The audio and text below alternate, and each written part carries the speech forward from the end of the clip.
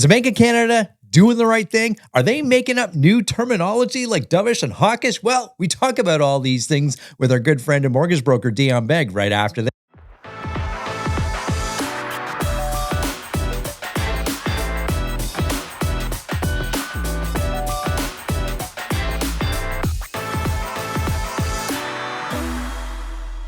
Friends, here we are with our favorite mortgage broker in all of the land, Mr. Dion Begg. How you doing, my man?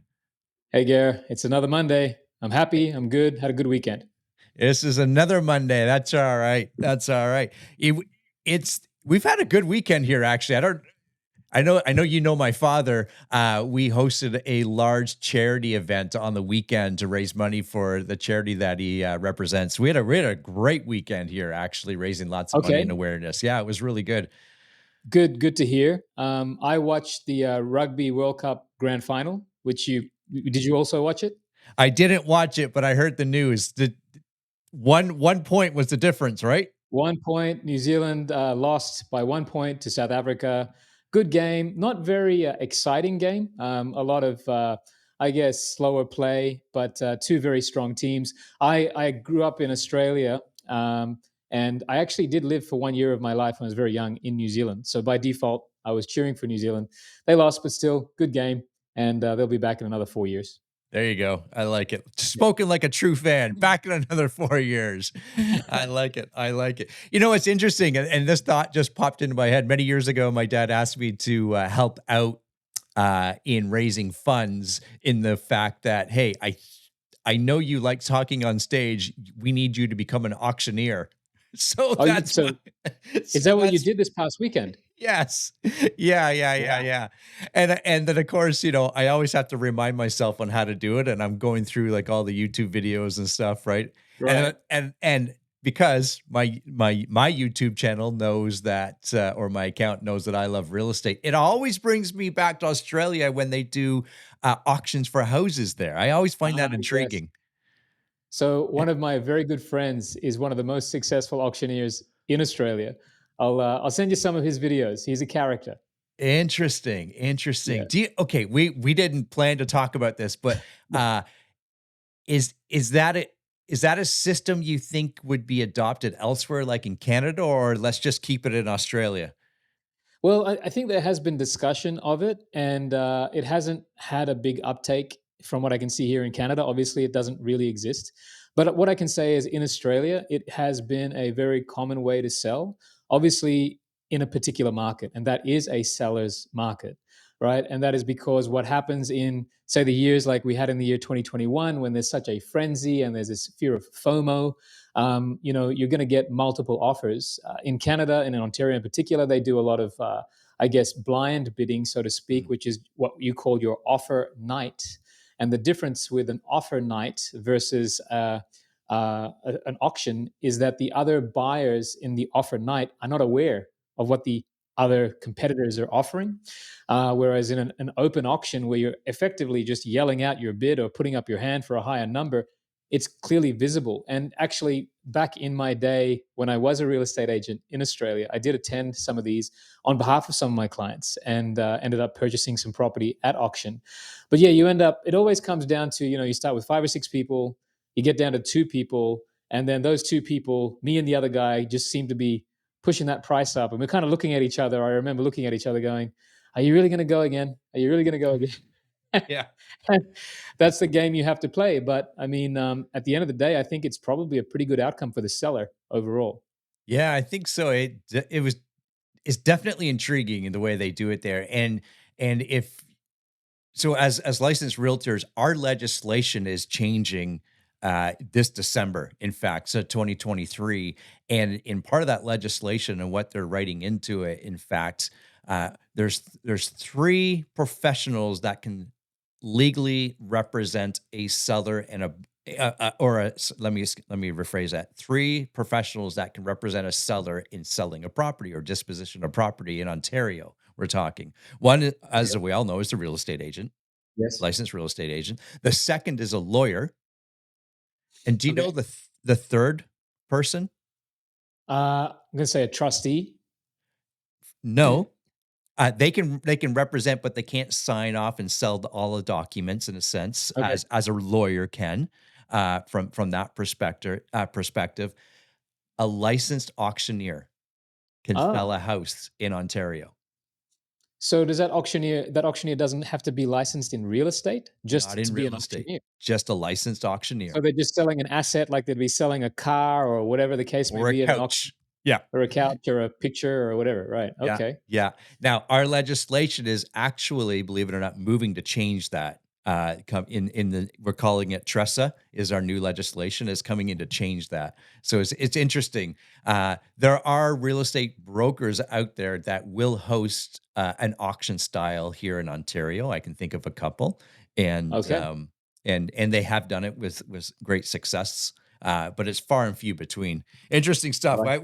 As we go down that rabbit hole, it is kind of intriguing, and in some cases, our legislation is also changing in the fact that if you have multiple, it's not at this moment yet, but it's coming very very soon in December. If you have an offer night with multiple offers, the seller can choose to disclose Mm. information on all the offers. What they cannot disclose is personal information, who the offer came from, and that type of thing. But they can disclose the deposit, of course, the Wow. purchase, or the offer price, if there's conditions, the Mhm. deposit amount, and that has benefits to the buyer. I think less benefits to the seller. But we can talk about that when all that comes in. That's a deep Yeah, I mean, conversation. and I know this for a fact, Gary. You and I have had clients who lost out on the offer night, and then they find out what the thing sold for, and they say to themselves, "Ah, if I had only known that, Mm, then I would have bumped my price by 5 grand because we could have done that, and that property represented that value to them." But they weren't given the opportunity, and they didn't know how high to go. So it yeah. could work. Yeah, could work both ways. Yeah, it's definitely an interesting strategy that it'll be in the seller's decision of what they decide to do Mm. and what they decide to disclose, and they don't have to disclose anything. They can keep it at, the same way we've been doing it for many years, or they can open up elements of it. And if there's, as an example, if there's 5 offers that have been presented to the seller, uh, all 5 of those buyers get to get a preview in a sense, or they are privy to what is in those offers. Now here's the caveat. One of the 5 writes in the offer to say, if this I basically paraphrasing, I do not allow the information of this offer, the Mm. contents of this offer, to be disclosed to other buyers. Ah, okay. So you could have 4 of the 5 and that Right. allow their information. So it's really, really interesting. Anyways, we're going down a rabbit hole. Let's talk about what's going on here. Uh, Okay. okay, couple of things. We talked about in lieu of, because when we did our video, the interest rate announcement hadn't happened yet from Correct, last yes. week, late October. That we're filming this October 30th, and there were some interesting comments coming. Of course, there's no rate hike, as we all know. Interesting Mhm. comments coming out of the Bank of Canada, and maybe some terms that I don't know if they're making them up on the fly, or perhaps I've just not in the right circles to listen to them all the time, but they're talking about things like a dove and a hawk and all sorts of birds, and I'm Right. used to bears and bulls and everything else. What's going on here? Yeah, sure. So I think we all know the bear and the bull market as it relates to the stock market. I think most of us understand that. But as sort of animals, or in this case, birds relate to the Bank of Canada and most central banks, actually, they use this wording called dovish or hawkish. And what came out of last week was they were saying, look, we have had a rate pause, but the Bank of Canada governor, Tiff Macklem, was very hawkish in his statement. Mm. Now, what does this bird mean? What does hawkish mean? So, if any of you have been following along for the last couple of months, you might have seen this language used before. But hawkish basically means that they still have an aggressive stance as it comes to inflation and interest rates, and they are basically broadcasting that while we are where we are right now, market, take note. We have our finger on the trigger, and we are willing to increase interest rates if that is needed. Okay. And of course, that's hawkish. So the opposite of that is dovish, a less aggressive stance. Now, let's go back a couple of months ago, Gary, to January, February this year, when the Bank of Canada said that next month they were likely going to pause. They actually broadcast, next month we are likely going to pause. That's that dovish type of statement that we were referring to. And you know what happened then, Gary? The market took confidence from that, especially when they followed through on Mhm. their dovish statement. And then the real estate market roared for the first half of this year, right? So if I'm Tiff Macklem, I am trying to not have a repeat of the first half of this year. He is pausing, and he is at the same time saying, I'm not going to let what happened in March, April, May, and June happen again in the next couple of months. That's why they're using the language that they're using. Yeah, that's interesting. That's interesting. It's kind of like talking out of both sides of your mouth at the same time, right? The way.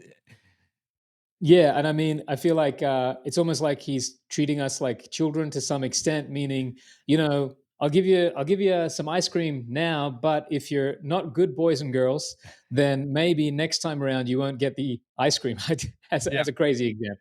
yeah, yeah, yeah. No, that's interesting. And I always we forget how powerful words can be or statements can Mm, be, right? And yeah.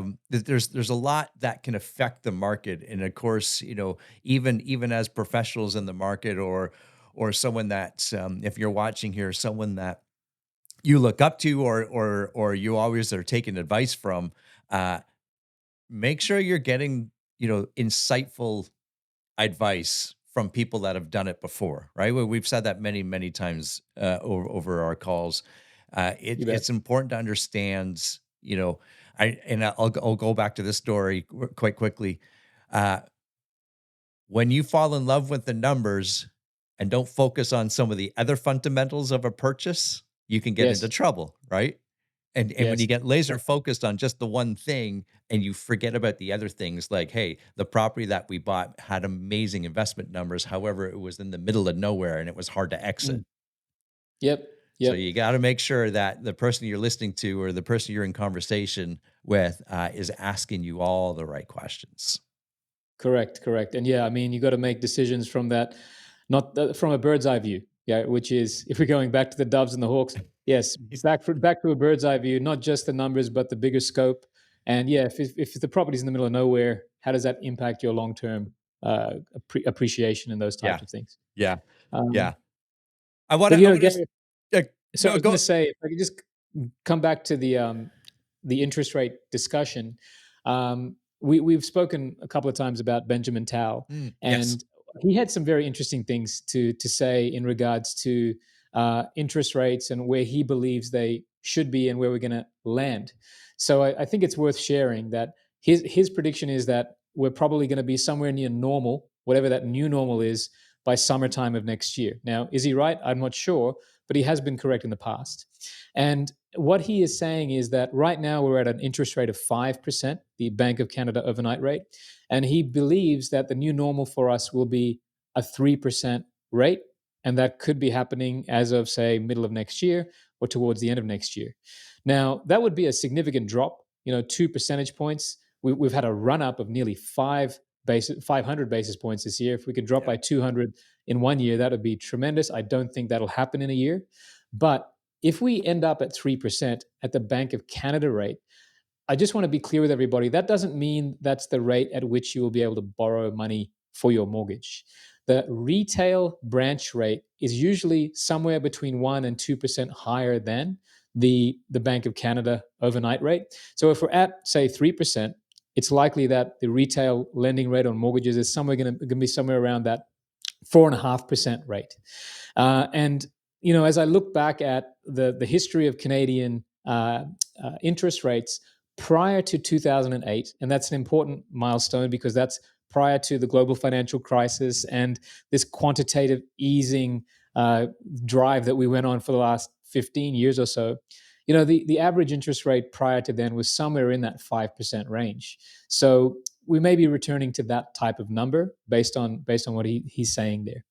Yeah, that's good, and that aligns with what, you and I have been saying in the past, and we get this insight from reading and listening to people like Benjamin Tall. Yeah, we tend to feel like that 2025 year we'll see 4.5, 4 and 3/4, somewhere around there, and that's right in line with all that. And I like you had sent me a message last week, Yeah. and I love AI. In fact, my Yeah. the new business I launched is the name's incorporated in that. And share with us what Benjamin Tall thought if AI had been involved in the interest rate decision making.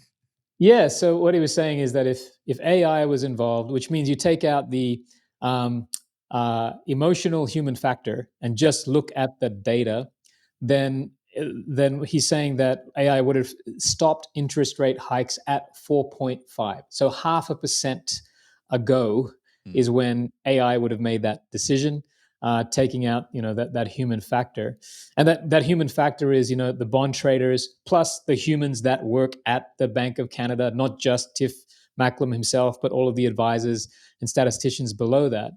And Gary, it reminded me years ago. I watched this Netflix documentary called Alpha Go. Have you seen this? I haven't. No. Okay, so Mr. AI, you better watch this tonight. Okay, so basically, it showed many years ago. We all know that IBM created a computer that played the grandmaster in Yeah. chess and beat him. But Go is a different type of board game that is a lot more complex than chess. And it was thought that there would never be a computer that could ever beat a human at that game. And again, of course, we were proved wrong. And this documentary shows the process of how that all played out. But very interestingly, the game of Go is a very respected game in Asia, and in particular, this was conducted in Korea. And after that machine was found to be better than that grandmaster of Go, many Korean companies decided to include AI on their board of directors, so that in addition to all the humans who are giving their input for the direction of their company, that they would also include an emotionless AI, which would only just talk the data. It doesn't mean they're removing humans altogether, but we're now talking as early as 5 years ago. Mm, Companies in Korea were having AI on their board of directors. that is incredible. Mm. I got lots of thoughts about that, and that's probably good for another video. Uh, Sure. yeah, no, that's insightful. I mean, it's when people use AI, it's and you're right, it takes out that human element. Sometimes I think people just need that, "Oh, yeah, I hadn't thought about that. So let's discuss this," type thing, right? It's almost, people use it for many, many different things. I find it very insightful to create new discussion points or kind of so many of us will have mentors or coaches because they see the blind spots, Yes. and you can use it as that, right? What haven't we thought about, in a sense, and use it. How about this? We're in our real estate world, and many people watch the video because of that. Why not use it for some of your, you know, investment? I don't want to say investment strategies or purchase decisions, but to help you make that decision. How about that? Right? Yeah, I think so. And I mean, here's a quick example. I was helping my family plan a holiday, and I said I could do this all myself, or I could go to ChatGPT and ask some questions about the destination that they're going to and the things that they want to see there. And it was like, wow, you can do this all collated in one shot, rather than googling 25 different pages and figuring out what the best is. So yeah, I mean, I have really used it to help me inform the decisions that I'm making.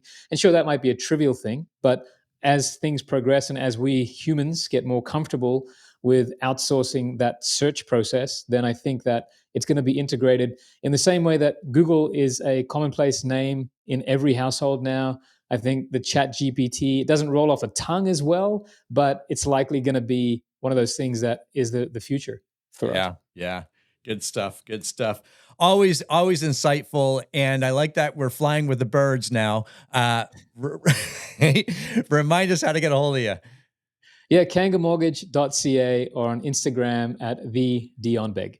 There you have it, my friends. So that's Mr. Dion Begg. I'm Gary McGowan. We'll see everybody in the next video. Goodbye for now.